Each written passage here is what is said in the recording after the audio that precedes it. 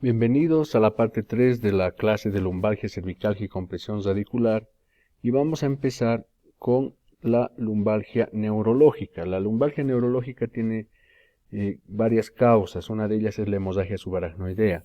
Cuando existe una ruptura de un aneurisma, por ejemplo, genera hemorragia subaracnoidea y esto puede, además de generar irritación meningia, generar una intensa lumbalgia. Esto se debe a que la hemorragia subaracnoidea llega hasta la región lumbosacra, lo cual se puede verificar cuando se hace una punción lumbar y como verán en el ejemplo, se evidencia la presencia de sangre en el líquido cefalorraquídeo. Otro elemento importante de recordar es la posibilidad de que exista una hernia de disco. Observen ustedes, ese es el disco intervertebral, el núcleo pulposo a nivel lumbosacro. Cuando existe una lesión degenerativa del anillo fibroso, este va generando un proceso degenerativo que condiciona lo que habíamos visto, una disminución de la altura de los discos y una hipertrofia facetaria y remodelación ósea.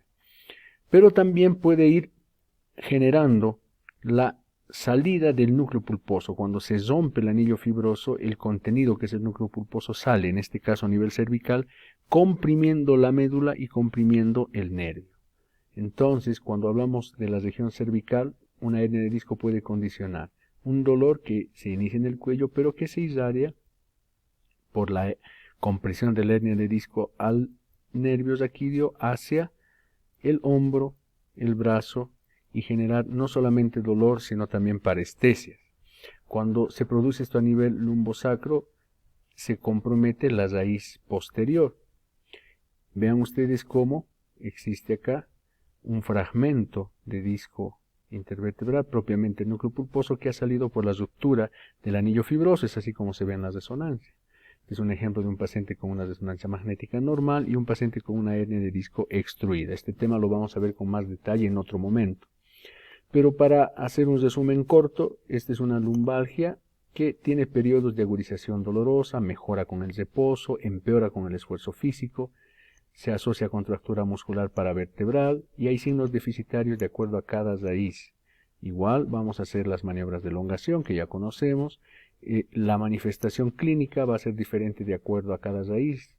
Por ejemplo, a nivel de la raíz C6 vamos a tener un paciente que tiene un problema a nivel del bíceps braquial, vamos a tener un reflejo braquial disminuido y este es el territorio en donde el paciente va a decir que hay dolor o parestesias.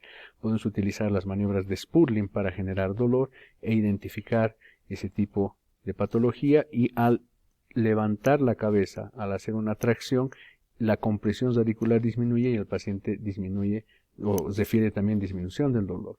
Existen patrones específicos para también las hernias más frecuentes a nivel lumbosacro, que son las hernias entre L4 y L5 y L5S1. A nivel de L4 y L5 el paciente va a generar un dolor ciático con entumecimiento, hipoestesia en el territorio del dermatoma L5, el paciente puede tener problemas en la dorsiflexión. En cambio, cuando estamos hablando de una hernia en L5S1, vamos a tener un compromiso de la raíz S1 con un dolor ciático, hipoestesia en el territorio del dermatoma S1 y puede haber hipotrofia y el reflejo aquileo se disminuye. El paciente entonces va a tener diferentes grados de patología, vamos a ver eso con más detalle en otra clase, pero podemos hablar de abombamiento, protrusión, hernia extruida, hernia migrada, dependiendo de su evolución. No olviden que existe dolor discogénico secundario a la presencia del nervio sinovertebral. Una forma de tratarlo, además de hacer la fisioterapia, analgésico, que ya hemos dicho que es el primer escalón, ya es con terapia intervencionista para llegar al núcleo pulposo y reducir su volumen. Eso se llama nucleólisis. Se puede hacer esta nucleólisis a través de la piel por radiofrecuencia. Nosotros utilizamos en el centro ozono y plasma rico en plaquetas, logrando reducción del volumen discal, del proceso inflamatorio y del dolor. Lo que hacemos es llegar a través de una aguja hasta el disco intervertebral y una vez que estamos ahí se hace la nucleólisis. Pero también podemos asociar al tratamiento la realización de un bloqueo radicular selectivo. Si este es el nervio que está comprimido, llegando con una aguja con guía de rayos X o tomografía, podemos dejar anestésicos locales, corticoides o el propio ozono. A eso le llamamos el bloqueo radicular selectivo. Para poder observar se puede poner también contraste que nos permite tener certeza del lugar donde estamos. Les voy a mostrar cómo hacemos nosotros el tratamiento para este tipo de casos. Se obtiene sangre de la vena del paciente, esta sangre se procesa con una centrifugadora y una cámara de flujo laminar y se obtiene el plasmásico en plaquetas. Este plasmásico en plaquetas es el que vamos a introducir dentro del disco. Aquí con rayos X hacemos una guía, ponemos anestesia local, obviamente el paciente está en sedación y se introducen las agujas hasta el propio disco intervertebral. Acá por tema didáctico le pusimos un poquito de contraste, estamos en L5S1 y L4L5, L5S1 y L4L5. Entonces una vez que las agujas están en posición, utilizamos el plasmásico en plaquetas y el ozono para que obtengamos esos resultados. Aquí estamos introduciendo también ozono a las facetas, como habíamos dicho en la anterior parte de la charla. Una vez que ya tenemos todo en sitio, también utilizamos el hiato sacro. Vean ustedes, a través del hiato sacro llegamos hasta el espacio peridural. Entonces, una vez que tenemos esto, logramos administrar plasmásico en plaquetas y ozono en paciente que tenía 2 hernias de disco después del procedimiento, y vean cómo su evolución muestra claramente la disminución del volumen del disco y por lo tanto la descompresión de la raíz. Vean. Estos son los resultados en ambas. Cuando el tratamiento percutáneo no logra resolver el problema, tenemos que hacer cirugía. Y la cirugía que se hace es mínimamente invasiva también. Aquí estamos marcando específicamente el sitio en el que vamos a hacer una pequeña incisión. Abrimos la fascia solamente por un lado y con este sistema tubular logramos identificar específicamente el sitio, en este caso L5S1, donde vamos a hacer la cirugía. Entonces logramos mediante este sistema de dilatadores rebatir el músculo y verificamos con guía de rayos X la posición de nuestro sistema y continuamos la cirugía guiados por microscopía. Bajo visión microscópica exponemos la raíz nerviosa, debajo está el disco, luxamos la raíz como en este esquema, es decir, retraemos la misma y sacamos por parcialidades. Aquí tenemos al disco intervertebral que se está extrayendo por fragmento. En algunos casos la compresión radicular puede deberse a una espondilolistesis, es decir, un desplazamiento de una vértebra en relación a la otra. En estos casos hay que hacer una fijación con tornillos transpediculares, una descompresión y ponemos una caja, un dispositivo que aumente la altura del espacio intervertebral y promueva la fusión entre las vértebras. Otra de las causas es la presencia de tumores raquimedulares. Estos tumores raquimedulares pueden ser extradurales o intradurales, y los que están dentro de la dura madre pueden ser extramedulares o intramedulares. La sintomatología es variada, puede existir datos de compresión radicular, de compresión medular, puede haber interferencia en la circulación sanguínea o la combinación de estas molestias. La mayoría de los tumores que llegan a la columna son tumores que se forman como consecuencia de metástasis que provienen de pulmón, de mama, de próstata, melanomas, pero también puede haber compresión que simulan un comportamiento tumoral cuando existe infecciones, por ejemplo abscesos. Aquí vamos a ver el ejemplo de una persona que tiene un tumor pulmonar con infiltración a la columna vertebral. Esta es una lesión que está generando compresión. Esta lesión, entonces, vamos a ponerle contraste, vean ustedes, compromete la vértebra, el conducto raquídeo, pero además compromete la aorta. Noten ustedes que es un caso complejo. Entonces vamos a ver otro corte, este es el corte axial.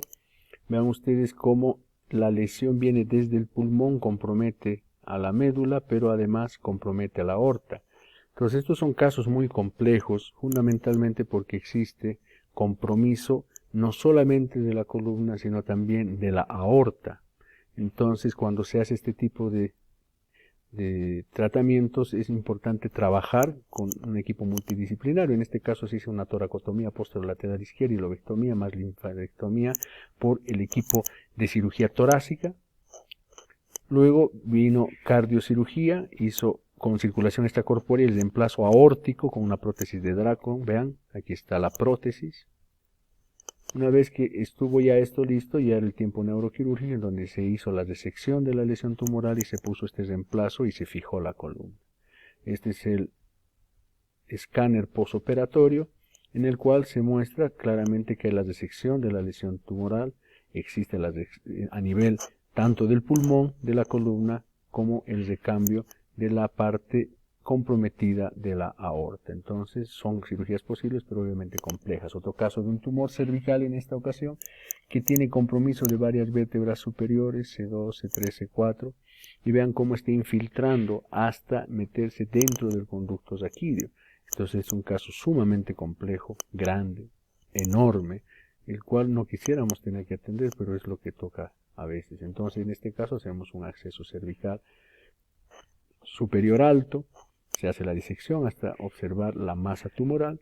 Una vez que la masa tumoral está expuesta, hacemos la resección por parcialidades hasta exponer completamente. Y finalmente, el último tipo de lumbalgia es la llamada lumbalgia psicógena.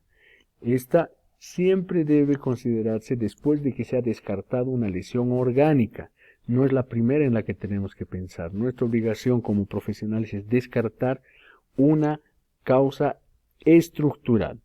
Cuando hablamos de una lumbalgia psicógena, tenemos que pensar en personas que tienen problemas de personalidad, llamada neurosis, o problemas de pensamiento, pero sensiblemente hoy en día existe mucho compromiso de pacientes que quieren dinero. Hay personas que están buscando tener una indemnización, por ejemplo, obreros que ya no quieren trabajar como obreros, dicen que tienen dolor para trabajar como administrativos o para buscar una pensión, de tal manera que es muy importante ser expertos en la semiología neurológica para poder determinar si el paciente nos está diciendo la verdad o no, y para eso es importante que se pasen la semiología. Quiero compartir con ustedes que para poder atender a pacientes con enfermedades de la columna he tenido una formación que va más allá de la formación de médico y la formación de residente como especialista en neurocirugía. He tenido la oportunidad de estar en Brasil el año 2013 con el doctor Massini en estos centros en Brasilia. El doctor Massini en ese momento era presidente de la Federación Latinoamericana de Neurocirugía y miembro del comité de columna de la Federación Mundial de Neurocirugía. Él me inició en la cirugía de columna mínimamente invasiva. Posteriormente tuve el privilegio de estar con los doctores Vialle en el Hospital Cayurú, en el Hospital Maceniano Champañán, en Curitiba, Brasil, donde aprendí a hacer cirugía máximamente invasiva con casos muy complejos como estos que hemos visto de los tumores, gente que tiene reconocimiento a nivel mundial hoy en día. Posteriormente estuve en el Hospital Clínico de la Universidad de Chile con el doctor Marcos Babor, referencia mundial en cirugía mínimamente invasiva de columna. Además estuve en otros hospitales como el Hospital de Ipreca y otros. Y finalmente estuve en la clínica alemana, una referencia también internacional con el grupo del doctor Bartolomé Mazé, haciendo una actualización en cirugía de columna. De tal manera que mi recomendación para todos ustedes es que si quieren tener la posibilidad de dar mejor tratamiento y diagnóstico a sus pacientes, hagan especialización. No solamente se queden con la especialidad, vayan a la subespecialidad. Espero que haya sido de utilidad para todos. Si es que hay algo que no se entiende bien, vuelvan a repasarlo, vuelvan a mirarlo. La idea es que ustedes tengan una idea general de lo que es la lumbalgia, la cervicalgia y el compromiso radicular y puedan atender a los pacientes. Recuerden que la mayoría puede resolverse con tratamiento conservador. El 90% se resuelve de esa manera y solo el 10% va a requerir la segunda y la tercera escala, que nos referimos a tratamientos intervencionistas y a cirugía. Muchas gracias, nos vemos en la siguiente clase.